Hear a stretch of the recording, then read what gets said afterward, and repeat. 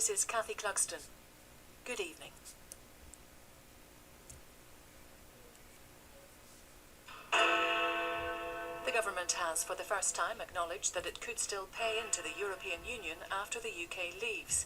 The Chancellor, Philip Hammond, has said it's perfectly likely that there could be joint funding arrangements. Official estimates suggest immigration to the UK reached its highest level on record in the year running up to the EU referendum. The country which topped the list of new migrants was Romania.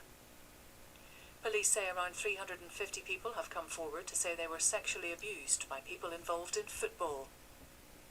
The Chief Inspector of Schools in England, Sir Michael Wilshaw, has said a Minister for the North needs to be appointed to improve standards. Buzz Aldrin, the second man to walk on the moon, has been airlifted from the South Pole after... The Liberal Democrats say their remarkable victory in the Richmond Park by-election will terrify the government and should discourage ministers from pursuing a hard Brexit. But the Conservatives say the result will change nothing about the way Theresa May plans to take Britain out of the EU. The Bank of England says economic inequality between parts of the UK is getting worse. The England football captain Wayne Rooney has taken part in an information video for children and parents who are worried about sex abuse. The mayors of 4 of the world's biggest cities say they will ban all diesel cars within a decade. And less than a week after winning the Drivers' Championship for the first time, Nico Rosberg has announced that he's retiring from Formula 1. Chelsea Football Club have apologised to Gary Johnson, who said he was sexually abused when he was a youth team player in the 1970s. China has expressed concern after Donald Trump broke decades of diplomatic tradition and spoke directly to the leader of Taiwan. But Beijing said it didn't think the conversation would cause a lasting rift in relations. A number of leading figures in football, including Jose Mourinho and Cristiano Ronaldo, are facing claims they avoided paying millions of pounds in tax in the UK and Spain. They've denied the allegations. The world governing body of athletics has approved reforms to rid the sport of doping and corruption. In sport, England's rugby players have equalled their record of 14 consecutive victories by beating Australia at Twickenham. The far-right leader hoping to become president of Austria has admitted defeat in today's election, but his party said they'd been blocked by the establishment. Voters in Italy are taking part in a referendum which could decide the future of the Prime Minister and cause new turmoil in the Eurozone.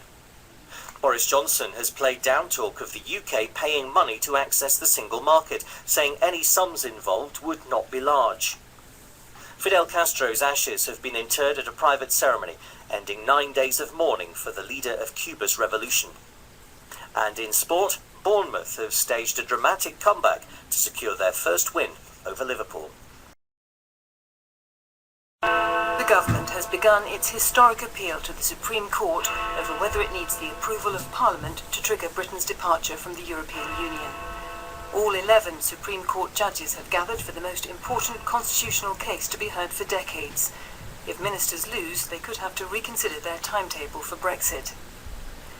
The Italian Prime Minister Matteo Renzi is meeting his cabinet before submitting his resignation to the country's president. Ex-footballers who were sexually abused as children have set up an independent trust, saying they want to fight for justice. Shinzo Abe is to become the first Japanese Prime Minister to visit Pearl Harbor. A British woman working for a Christmas holiday company has been stabbed to death in Lapland. Also tonight, archaeologists say they found the oldest remains of monks ever discovered in the UK. The European Union's chief negotiator for Brexit has for the first time set out his view of how Britain will leave the EU. Michel Barnier told reporters that Theresa May's government will have 18 months rather than 2 years to reach a deal, and the UK will not be able to cherry-pick the benefits of membership. Number 10 has accepted Labour's attempt to force the Prime Minister to publish more information about its plan for Brexit before Article 50 is triggered. An investigation has found that the RSPCA and the British Heart Foundation secretly screened millions of their donors so they could target them for more money. A man from Birmingham has been found guilty of giving thousands of pounds worth of benefits to a suspect in the Brussels terror attacks. The actor Peter Vaughan who played villains for 70 years, has died at the age of 93.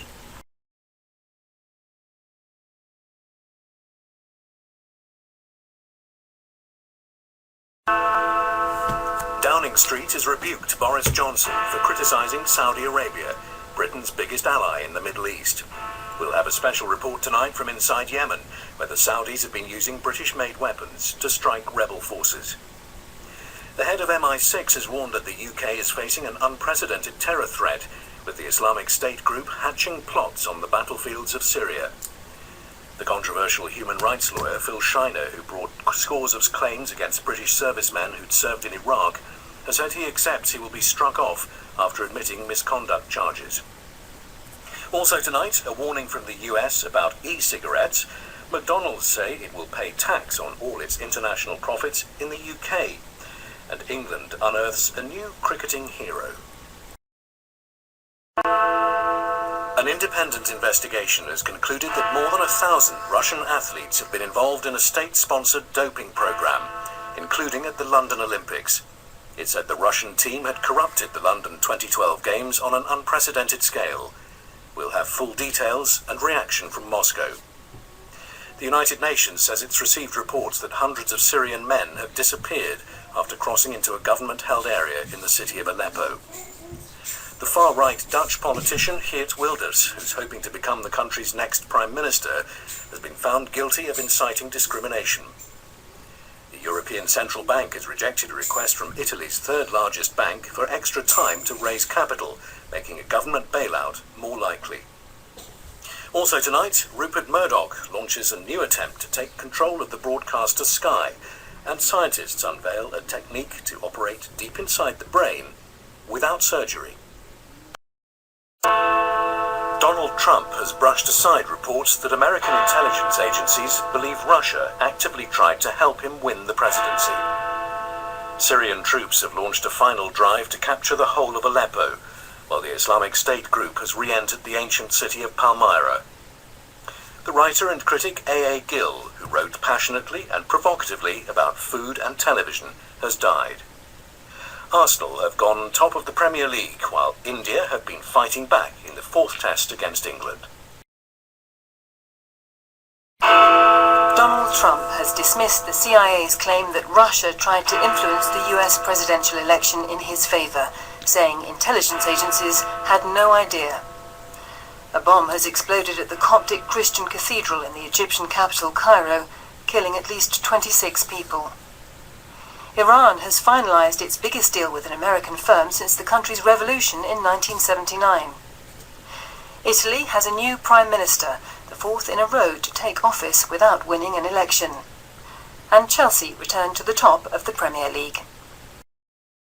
The Chancellor Philip Hammond has said Britain and the EU are likely to both conclude more time is needed to deliver Brexit. He told MPs that most sensible politicians, officials and businesses realised that the 2-year deadline was simply not achievable. Changes to the way funding is provided for social care in England are expected to be announced by the government on Thursday. Care providers say the system is at breaking point. Ministers are believed to be considering allowing a temporary rise in council taxes. The Syrian military says the battle for Aleppo is at an end. Southern Rail has told customers not to use its services tomorrow because of the latest strike. The Conservative peer Lord Pryor has died at the age of 89. Also tonight, do the first 3 years of a child's life determine how successful they are? The nation says it has reliable evidence that more than 80 civilians, including women and children, have been killed by pro-government forces in the Syrian city of Aleppo. Soldiers loyal to President Assad are being accused of butchery as they seize control of the last few streets that are still in rebel hands. Tonight, there are reports a deal has been reached to allow the rebel fighters to leave. All of today's Southern Railway services have been cancelled because of the strike by train drivers. Talks to try to resolve the dispute will be held tomorrow. The rate of inflation has risen to 1.2%, its highest level for 2 years. Donald Trump has confirmed that the oil executive Rex Tillerson is his choice to become Secretary of State. Also tonight, the Cold War satellites being used to measure the impact of global warming. Heavy Heavy shelling, gunfire and airstrikes have resumed in rebel areas of eastern Aleppo in Syria, stalling a ceasefire agreed 24 hours ago. The two sides have blamed each other for the renewed violence, which has halted the evacuation of thousands of civilians and opposition fighters. The government is set to allow local authorities in England to bring forward planned council tax rises to pay for social care. Theresa May has promised to find a long-term solution to what Labour condemned as a crisis made in Downing Street. A shake-up of school funding in England will see less money for big cities and more allocated to schools in rural and suburban areas. A woman has given birth in London after doctors restored her fertility using ovarian tissue removed when she was 9. British Airways cabin crew have voted to strike in a dispute about pay. About 1,000 civilians have been brought out of the shattered city of Aleppo at the start of an international operation that's likely to take many days. Leading Brexiteers have dismissed a warning that it could take 10 years to negotiate a final trade deal with the EU. Britain has become the first country in the world to approve the creation of babies using DNA from 3 people. Ministers have set out details of their plans to increase funding for social care in England, but critics have condemned them as a sticking plaster solution. Rupert Murdoch has moved a step closer to taking full control of Sky after the company's independent directors recommended a takeover offer. The evacuation of fighters and civilians from eastern Aleppo has been suspended, with the Syrian government and rebel forces blaming each other. Russia, an ally of President Assad, insisted the operation had been completed and only radical and intransient militants were left inside the city. But Turkey said many people still wanted to leave. Inmates are rioting in Birmingham prison. 2 former soldiers are to be prosecuted for murder in relation to the fatal shooting of an IRA man in 1972. More than 1,500 check-in staff, baggage handlers and cargo crew say they will go on strike at 18 airports in the run-up to Christmas. Camelot has been fined £3 million for paying out on a deliberately damaged lottery ticket in a suspected fraud. More than 200 inmates have been moved from Birmingham prison after yesterday's riot, the 4th serious incident at jails in England in recent weeks. Thousands of people trapped in the Syrian city of Aleppo have spent another day waiting for help to leave the area.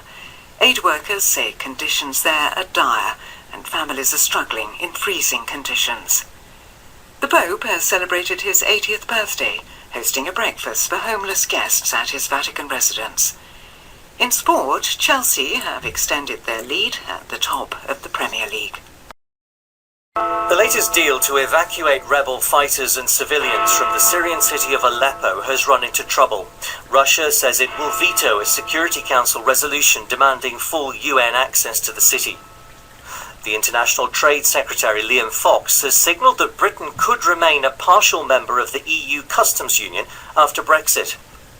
The head of the parole board has said the number of people in prison in England and Wales must be cut to avert further major disorder. In sport, Manchester City have moved up to 2nd in the Premier League by beating Arsenal. An ambassador to Turkey has been shot and killed while making a speech at an art gallery in the capital, Ankara. The gunman shouted the Islamic phrase, "God is great," and "Don't forget about Aleppo." Thousands of people, including dozens of orphans, have left Aleppo in one of the biggest evacuations yet from the besieged Syrian city. As the civilians boarded their buses, the United Nations Security Council unanimously approved the deployment of observers to Syria. A court in Paris has found the International Monetary Fund boss Christine Lagarde guilty of negligence, but she has been spared punishment. Northern Ireland's First Minister Eileen Foster has survived a vote of no confidence, describing it as a coup d'etat attempt worthy of a carry-on film.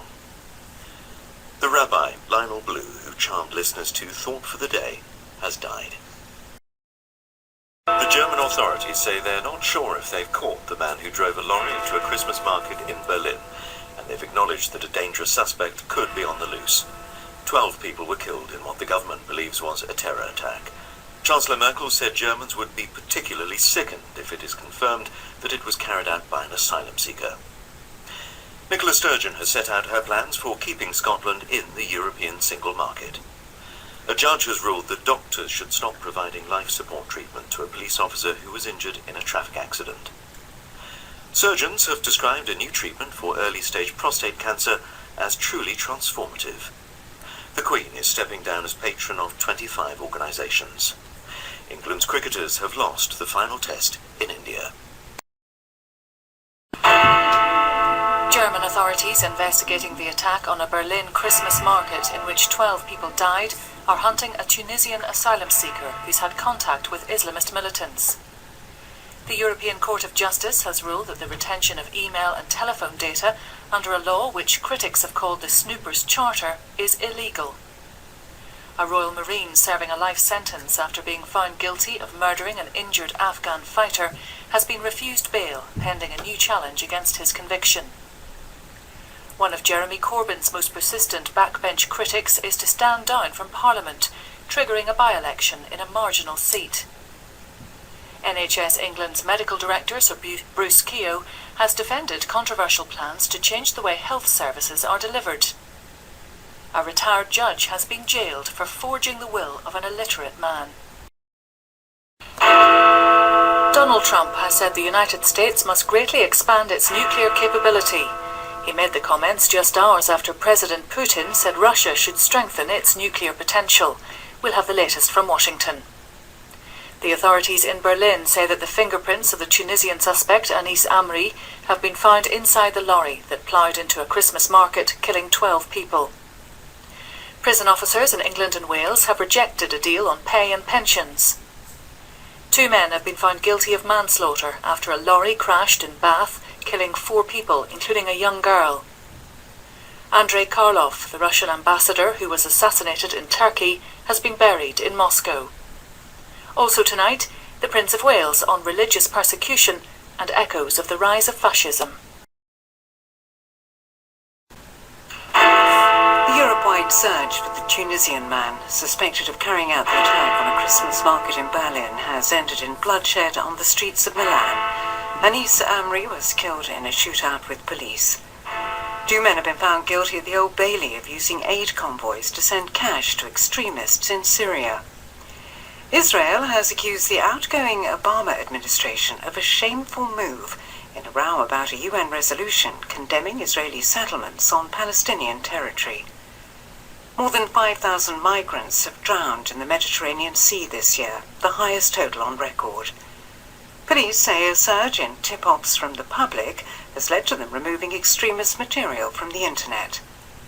An experimental vaccine against the Ebola virus has been found to be highly effective. The Europe-wide The Tunisian authorities say they've uncovered a terrorist cell linked to Anis Amri, the man suspected of killing 12 people at a Christmas market in Berlin. A man and a woman have appeared in court in London charged with preparing a terrorist attack. Rick Parfitt, the guitarist with the veteran rockers Status Quo, has died. The Russian authorities say they've found the spot in the Black Sea where a military plane crashed with the loss of more than 90 lives. The Queen has used her Christmas speech to hail the nation's unsung heroes. A heavy cold forced her to miss the royals' visit to church at Sandringham. In his Christmas message, the Pope has called for an end to fighting in Syria and for fresh efforts to bring peace between Israelis and Palestinians.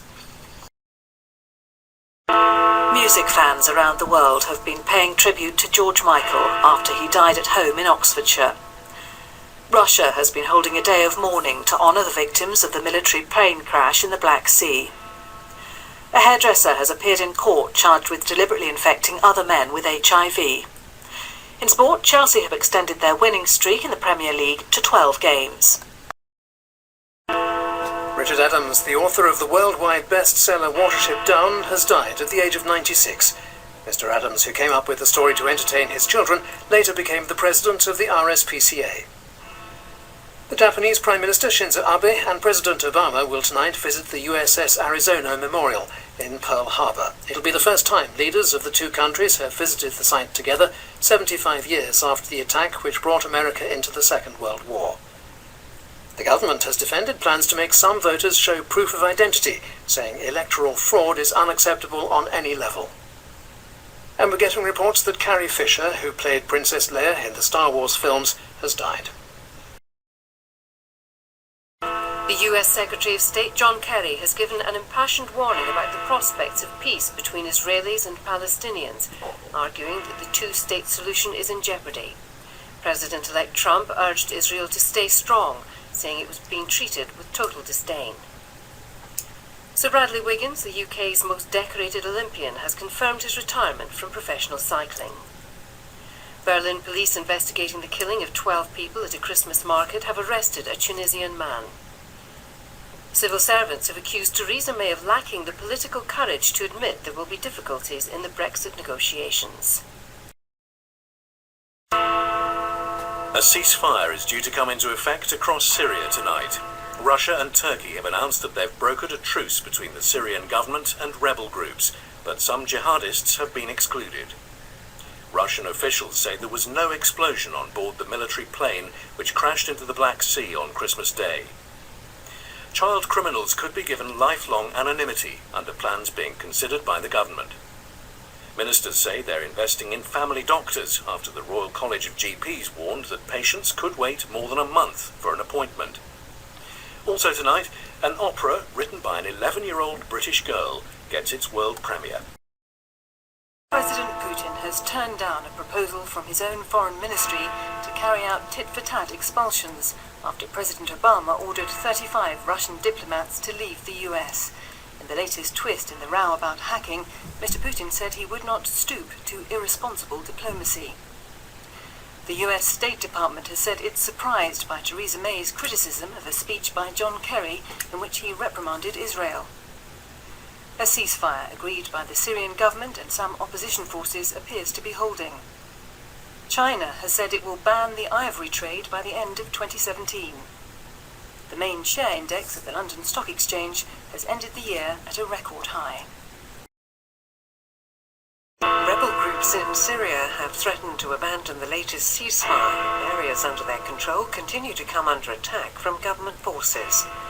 Islamic State militants have said they were behind a double suicide bombing in the Iraqi capital Baghdad, which killed nearly 30 people. Heightened security is in place in cities across the world as people celebrate the new year. And in the day's football, Chelsea have extended their lead in the Premier League, while Celtic came from behind to beat their old firm rivals, Rangers. Manhunt is underway in Turkey for a gunman who opened fire in a nightclub in Istanbul, killing 39 people as they celebrated the new year. The Queen has missed her second church service of the festive period because of a heavy cold. The London Ambulance Service has apologised for delays in responding to emergency calls last night, caused by a computer fault. In the Premier League, a victory over Crystal Palace has seen Arsenal move up to third in the table. The Islamic State group has said it carried out the attack on a nightclub in Istanbul. Police have arrested several people as they hunt for the gunman, who is still on the run. A second girl has died after being knocked down by a car which failed to stop in Oldham on New Year's Eve. Jeremy Corbyn has been given warnings on immigration from two men fighting for control of Britain's biggest union. Also tonight, the son of Africa's longest-serving leader is accused of plundering the country's wealth, and we hear of the couple whose lives were saved by a waterproof bag.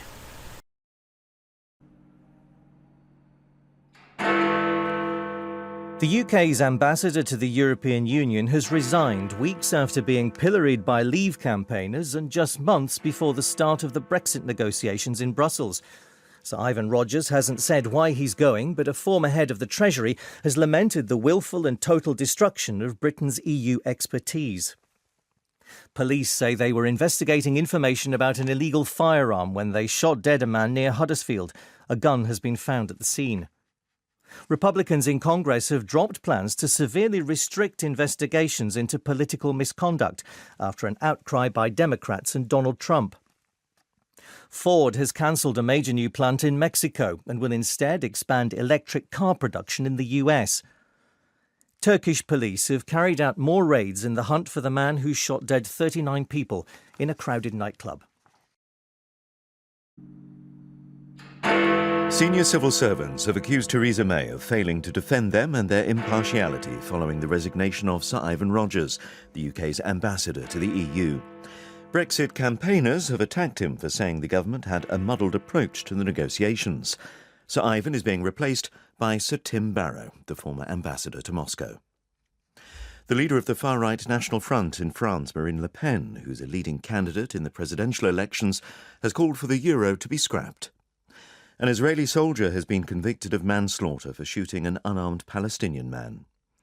The incoming Trump administration has said the repeal of President Obama's health reforms, the centrepiece of his domestic policy, will be its first order of business.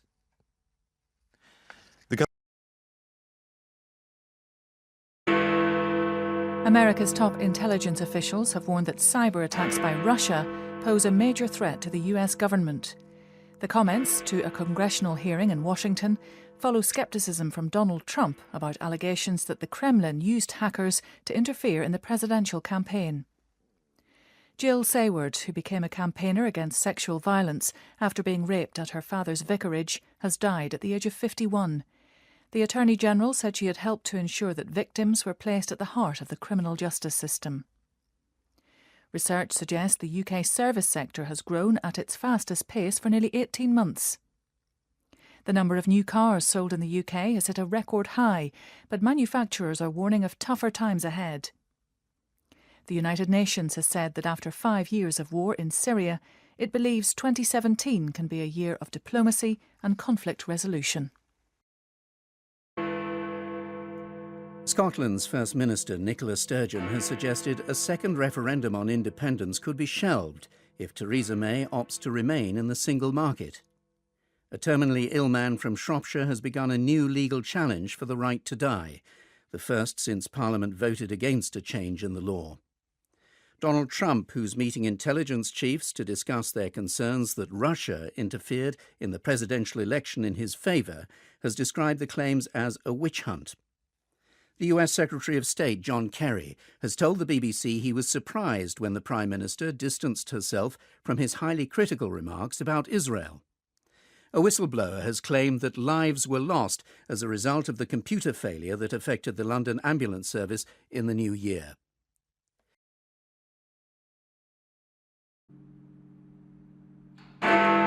NHS England has dismissed claims made by the British Red Cross that the health service is currently suffering a humanitarian crisis. A huge bomb has exploded in a rebel-held town in northern Syria. Dozens of people have been killed. The FBI says the suspect in yesterday's shooting at Fort Lauderdale Airport had chosen Florida as the place to launch an attack, but the motive still isn't known. A mutiny by soldiers in Ivory Coast in West Africa has spread to the commercial capital Abidjan, with shots being fired at government buildings.